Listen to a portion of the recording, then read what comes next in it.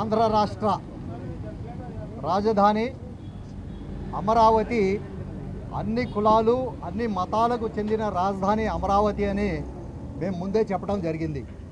ఈరోజు మనం చూస్తే పార్లమెంట్లో అమరావతికి చట్టబద్ధత తీసుకొని వచ్చే బిల్లు పాస్ అవ్వగానే ఇక్కడ మన కేసినేని శివరాజ్ చిన్ని గారి క్యాంప్ కార్యాలయం వద్ద ఇంతమంది ముస్లింలు ఈరోజు పశ్చిమ నియోజకవర్గ మైనారిటీ సెల్ ఆధ్వర్యంలో ఈ కార్యక్రమం చేపట్టారంటే దీన్ని చూస్తే మనకు అర్థమవుతుంది అమరావతి అంటే ఒక ప్రాంతానికో కులానికో చెందిన రాజధాని కాదు. ఇది అన్ని మతాలకు చెందిన రాజధాని, అన్ని కులాలకు అన్ని వర్గాలకు అన్ని ప్రాంతాలకు చెందిన రాజధాని అని ఈరోజు ఈ నిదర్శనం ఈ ప్రోగ్రాం. అలాగే అమరావతి ఎప్పుడైతే రాజధానిగా మన ప్రియతమ ముఖ్యమంత్రి నారా చంద్రబాబు నాయుడు గారు గతంలో మన ప్రభుత్వం ఉన్నప్పుడు ప్రకటించి అమరావతిని అభివృద్ధి చేస్తున్న దశలో మళ్ళా మన ప్రభుత్వం పోయి జగన్మోహన్ రెడ్డి ముఖ్యమంత్రిగా వచ్చినప్పుడు ఈ అమరావతిని శ్మశానం అని చేసి నిజంగానే శ్మశానం చేశాడు అమరావతిని. అమరావతిని చెరువు అన్నాడు. అమరావతి దేనికి పనికిరాదు, ఇది కృష్ణానదిలో మునిగిపోద్ది అన్నాడు జగన్మోహన్ రెడ్డి.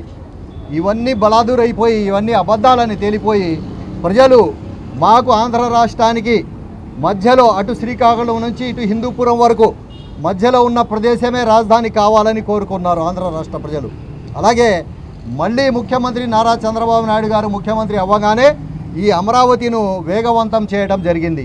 అదే కోవలో మళ్ళీ జగన్మోహన్ రెడ్డి ఇటువంటి సైకో ఎక్కడైతే ఇబ్బందులు పెడుతున్నాడో చూసి ఈ రాజధానిని చట్టబద్ధత తీసుకొని రావాలని ప్రజలు కోరుకున్నారు. అలాగే మన ప్రియతమ ముఖ్యమంత్రి నారా చంద్రబాబు నాయుడు గారు నారా లోకేష్ గారు భావించి అసెంబ్లీలో బిల్ ప్రవేశపెట్టి అలాగే నిన్న పార్లమెంట్లో కూడా బిల్లు పాస్ చేయడం జరిగింది. పార్లమెంట్లో బిల్ పెట్టినప్పుడు 11 పార్టీలు అమరావతికి మద్దతు పలికినాయి. ఆ పార్టీలు 11 పార్టీలు మన ఆంధ్ర రాష్ట్ర పార్టీలు కావు. దేశంలో ఉన్న 11 పార్టీలు మద్దతు పలికితే జగన్మోహన్ రెడ్డి దానికి మద్దతు పలక జగన్మోహన్ రెడ్డి పార్టీ వైఎస్ఆర్సీపీ పార్టీ పార్లమెంట్లో మేము ఈ బిల్కి వ్యతిరేకిస్తున్నామని ప్రకటించడం జరిగింది. అంటే ఆంధ్ర రాష్ట్ర అభివృద్ధి చెందకూడదు. ఏ రాష్ట్రం కూడా రాజధానిని బట్టే అభివృద్ధి చెందింది.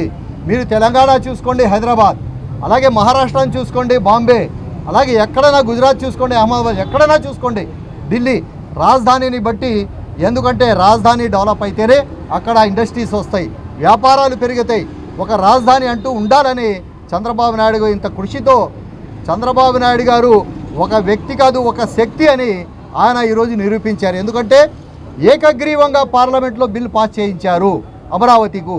అటువంటి నాయకుడు భారతదేశంలోనే ఎక్కడా లేదు. ఒక ప్రాంతీయ నాయకుడు ఏకగ్రీవంగా పార్లమెంట్లో బిల్స్ పాస్ చేసుకోవడం అంటే అది చంద్రబాబు నాయుడు గారికే చెందింది. అది అలాగే ఎన్డీఏ ప్రభుత్వానికి కూడా, అలాగే బీజేపీ పార్టీకు, కాంగ్రెస్ పార్టీకి కూడా మేము ధన్యవాదాలు తెలుపుకుంటున్నాం. ఎందుకంటే కాంగ్రెస్ పార్టీ కూడా బాహటంగా అమరావతిని మద్దతు కలిగింది.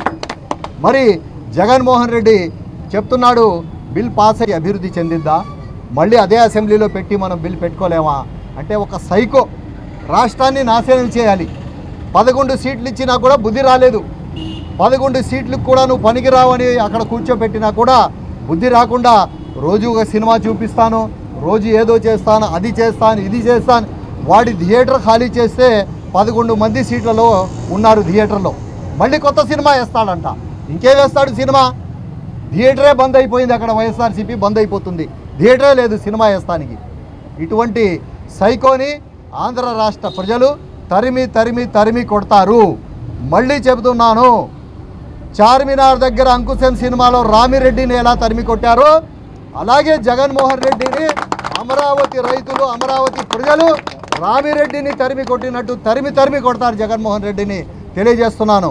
అలాగే ఈ బిల్లుకు మద్దతు పలికిన ప్రతి పార్లమెంట్ సభ్యులకు, ప్రతి నాయకులకు, అన్ని పార్టీ వాళ్ళకి, అన్ని వర్గాల వాళ్ళకి మేము పశ్చిమ నియోజకవర్గ మైనారిటీ సెల్ తరఫున మేము ధన్యవాదాలు తెలుపుకుంటున్నాము.